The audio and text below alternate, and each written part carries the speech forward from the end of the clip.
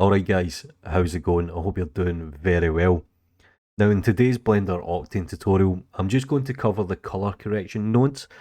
Now if you've used Photoshop, Cycles, whatever, you've probably already got this under your belt, but it's worth taking a look at. So what I'm going to do is I'm just going to drop this RGB into the colour correction node and I'll just put it straight into the albedo.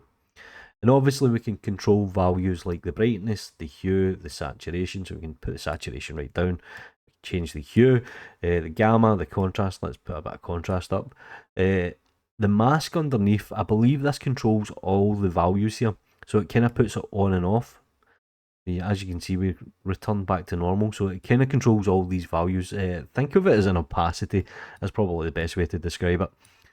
Now, let's take a look at the jittered colour correction node, and this is probably good.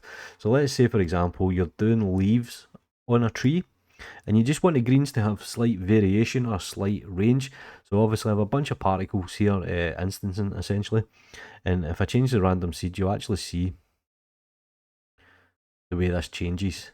So this is very good because we can actually set a range and we'll have all the exact same options from brightness, hue, saturation. So we can put the range something like 2.